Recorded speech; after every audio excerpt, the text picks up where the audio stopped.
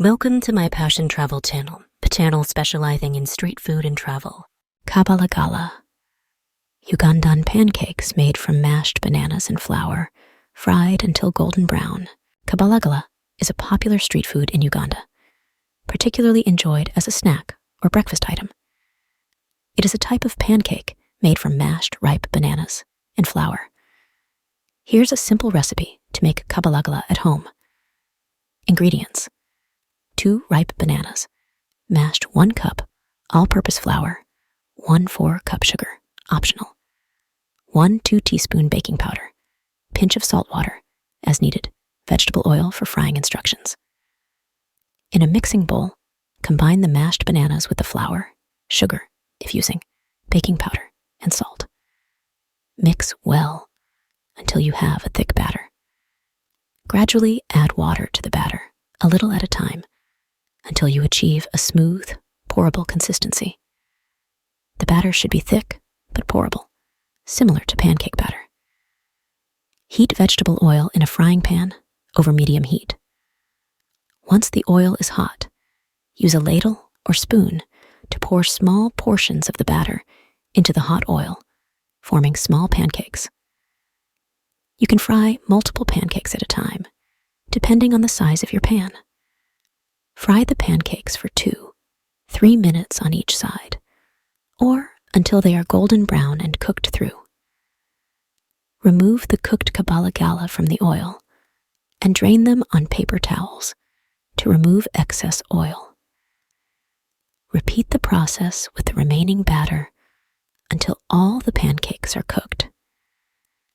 Serve the kabalagala warm, either plain or with your favorite toppings, such as honey, peanut butter, or Nyama Choma. Grilled meat skewers, usually goat or beef, seasoned with spices. Nyama Choma is a beloved East African dish, particularly popular in countries like Kenya, Tanzania, and Uganda. It translates to grilled meat in Swahili and is a staple at social gatherings, restaurants, and street food stalls. Here's a simple recipe for making Nyama Choma. Ingredients: 2-3 pounds of your choice of meat, commonly goat, beef, or chicken, cut into large chunks or pieces. Salt, to taste black pepper, to taste garlic powder, to taste onion powder, to taste cooking oil or melted butter. For basting instructions: season the meat generously with salt, black pepper, garlic powder, and onion powder. Rub the seasonings into the meat to ensure it's well coated. You can adjust the seasonings according to your taste preferences.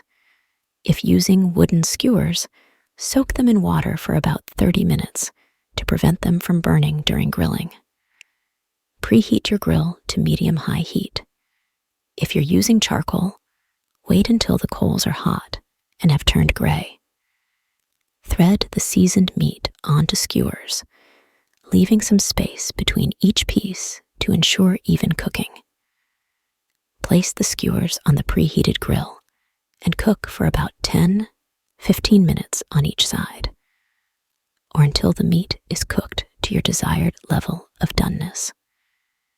Baste the meat with cooking oil or melted butter occasionally to keep it moist and flavorful. Once the meat is cooked through and has developed a nice char on the outside, remove it from the grill and transfer it to a serving platter. Allow the Nyama Choma to rest for a few minutes before serving to allow the juices to redistribute.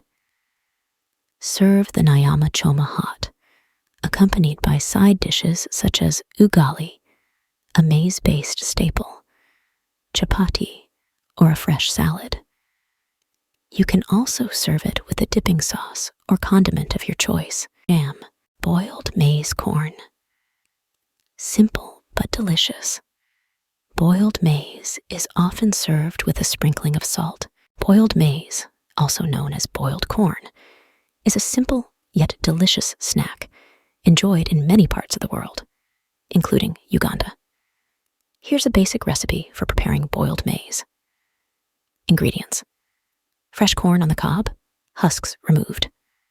Instructions. Start by selecting fresh ripe corn on the cob from the market or grocery store. Look for corn with bright green husks and plump kernels.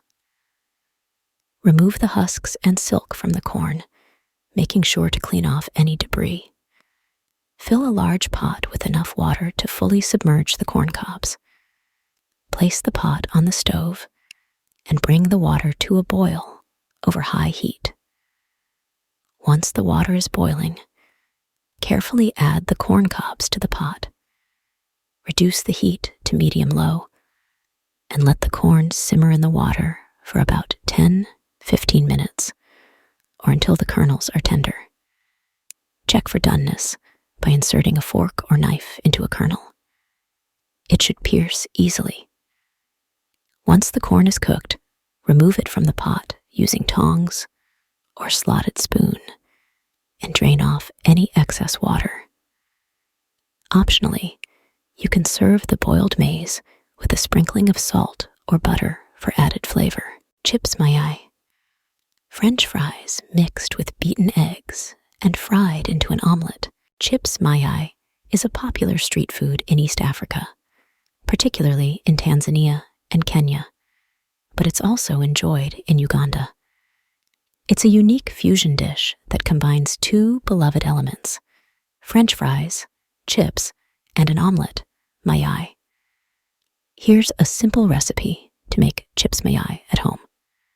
Ingredients: 2 large potatoes, peeled and cut into French fry shapes, 4 eggs, salt, to taste black pepper, to taste cooking oil for frying instructions. Heat cooking oil in a frying pan over medium-high heat. Once the oil is hot, carefully add the potato fries to the pan in batches, ensuring they are not overcrowded.